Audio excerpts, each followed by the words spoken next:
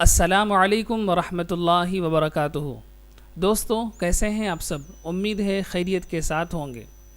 اہل حدیث اور سلفی علماء جو کل تک صرف قرآن اور حدیث کی بات کر رہے تھے، آج اچانک وہ منہج سلف اور فہم سلف کی کیوں بات کر رہے ہیں؟ اس ٹاپک پر ہماری سیریز ریئلٹی آف منہج سلف ریکارڈ ہو رہی ہے، جس میں مینلی ہم 4 پوائنٹ پر فوکس کر رہے ہیں۔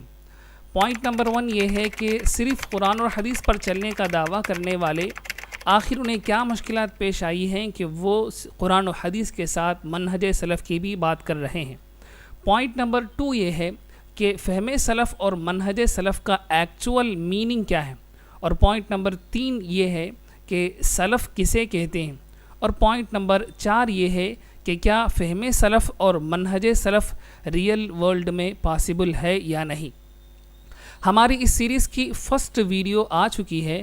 اگر آپ نے اب تک اس ویڈیو کو نہیں دیکھا تو یہاں آئی بٹن کلک کر پہلے اس ویڈیو کو دیکھ لیں۔ چلیے آج کی اس ویڈیو کو ہم شروع کرتے ہیں۔ آج کی اس ویڈیو میں ہم سیکنڈ پوائنٹ پر کچھ ڈسکس کریں گے۔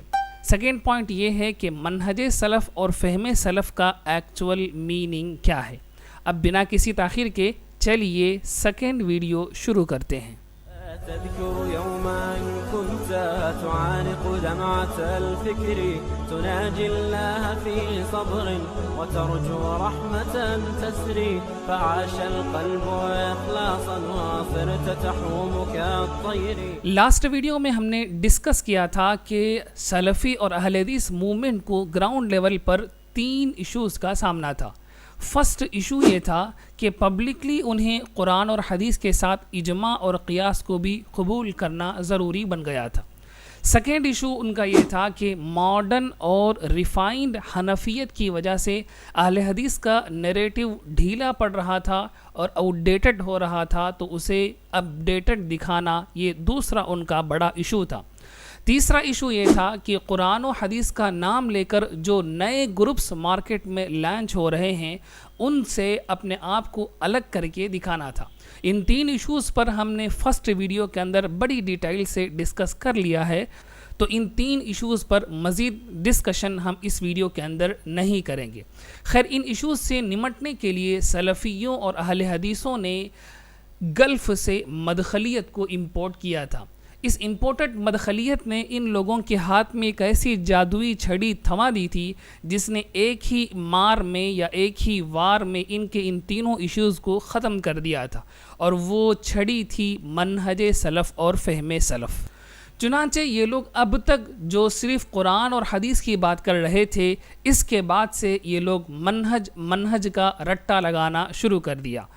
کہنے لگ گئے کہ صرف قرآن اور حدیث کافی نہیں ہے، قرآن اور حدیث کے ساتھ منہج بھی ہونا ضروری ہے، اور کہنے لگ گئے کہ جس کا منہج ٹھیک نہیں اس کا کوئی اعتبار نہیں۔ اسی منہج کو یوز کر کے ان لوگوں نے آہستہ آہستہ ایک نیا نریٹو بلڈ کرنا شروع کر دیا، اور اپنی گرتی ہوئی آئیڈینٹی کو انہوں نے دوبارہ کھڑی کرنا شروع کر دیا۔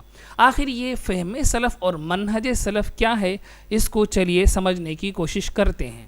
فہم سلف اور منہج سلف میں بیسکلی 3 ورڈز ہیں۔ نمبر 1 فہم، نمبر 2 منہج، نمبر 3 سلف۔ فہم اور منہج کے بارے میں اس ویڈیو کے اندر ہم سمجھنے کی کوشش کریں گے۔ فہم کہتے ہیں، لٹرلی فہم کا معنی ہے سمجھی ہوئی بات، اور منہج کا معنی ہے طریقہ استدلال۔ پہلے فہم اور منہج کے بارے میں سمجھتے ہیں۔ آج کل کے اہل حدیث اور سلفی علماء فہم اور منہج کو آلٹرنیٹیو یوز کرتے رہتے ہیں۔ آج میں جس طریقے پر، جس راستے پر، جس منہج پر، جس مسلک پر، جس مذہب پر ہوں، اور میرے فہم کے لٹرلی معنی ہیں سمجھی ہوئی بات، اور منہج کے معنی ہیں طریقہ استعمال۔ ایک ریسرچ اسکالر اپنی تھیسیس کے لیے جو میتھڈالوجی یوز کرتا ہے وہ اس ریسرچ کا منہج کہلاتا ہے، اور وہ اس ریسرچ سے جو کنکلوژن نکالتا ہے وہ اس ریسرچ کا فہم کہلا سکتا ہے۔ جیسے اماموں نے فقہ مرتب کی ہے، تو اماموں نے جس میتھڈالوجی کو یوز کر کے فقہ کو مرتب کی تھی، مدون کی تھی، تو اس میتھڈالوجی کو ہم ان اماموں کا منہج کہہ سکتے ہیں۔ اور اس میتھڈالوجی سے انہوں نے جو کچھ فقہ ڈرائیو کیا تھا، جو کچھ فقہ مرتب اور مدون کیا تھا، تو اس فقہ کو ہم ان اماموں کا فہم کہہ سکتے ہیں۔ اگر گھما پھرا کر بولے بغیر میں اسٹرائٹ فارورڈ میں بولوں تو منہج سلف اور فہم سلف کا مطلب ہوا سلف کا مسلک۔ اب آپ کے ذہن میں یہ بات آ رہی ہوگی کہ اہل حدیث مسلک کی بات کیسے کر سکتے ہیں؟ اہل حدیث نے اپنا پورا کیس ہی مسلک کے اگینسٹ بلڈ کیا ہے، تو وہ مسلک اور سلف کے مسلک کو کیسے لے سکتے ہیں؟ تو اس کا جواب صحیح ڈھنگ سے سلفی اور اہل حدیث ہی علماء دے سکتے ہیں، ہم اس کے بارے میں کچھ نہیں کہہ سکتے۔